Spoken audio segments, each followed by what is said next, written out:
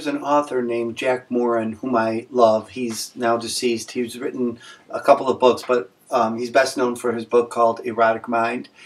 And he has a great line in there that I put inside this book. I started chapter 5 with it. And I think every gay man, every bisexual man could relate to this. He says, if you go to war with your sexuality, you will lose and end up in more trouble than before you started. I've never seen a single exception to this principle. And I want to say that I 100% agree with him.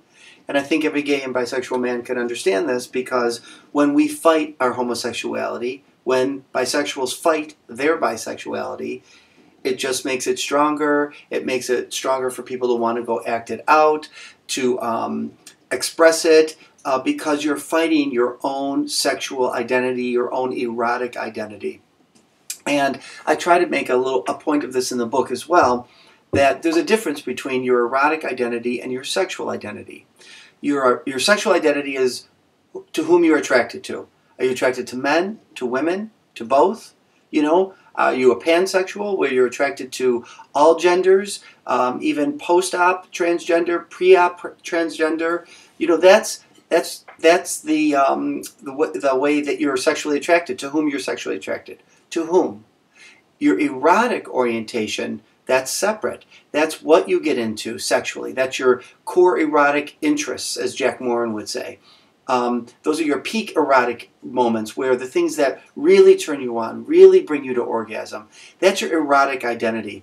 And people who have kink and fetish interests will say, this is who I am. This isn't just what I do. This is who I am.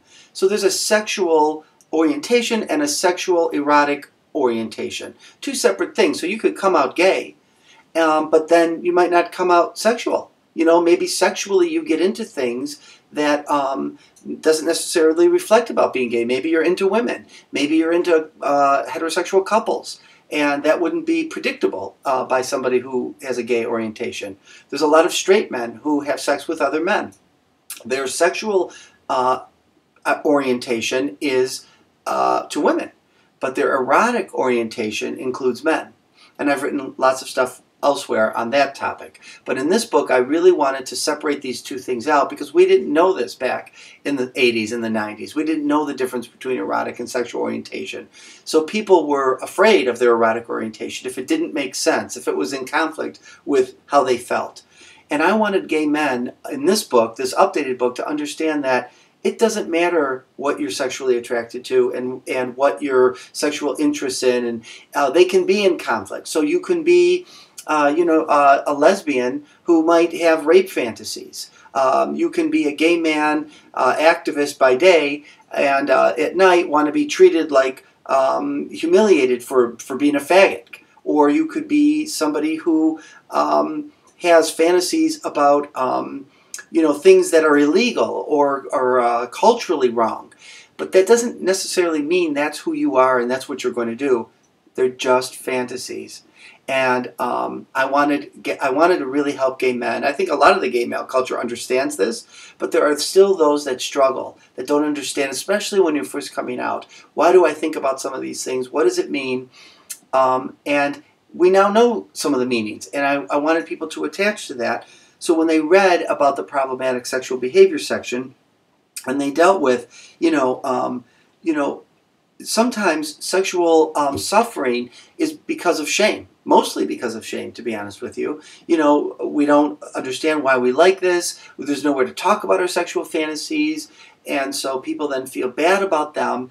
And the other thing Jack Moran says that I love is shame turbocharges hypersexuality. So if you feel out of control with your sexual behaviors and you feel shame, you are going to now be moving toward more out of control, more problematic behaviors. So my goal in this chapter is to do shame reduction, and then to do harm reduction. That I don't have to feel shame about the things that I get into. I don't have to feel shame about being a gay man. I don't have to feel shame about being a sexual man. And when I first wrote this book, I don't think I thought about those differences. I just wanted gay men to feel unashamed. But I didn't really tease out the sexual part. I pathologized it. And now I'm more into the sexual health part, where I see it as this is positive. Let's celebrate our sexuality. And we do it well as a gay culture. And it can become out of control for some people. And that's because they don't know what to do with it. They don't know where to go with it. And nobody's talking about it in healthy ways. So I kind of try to do that in this book as well.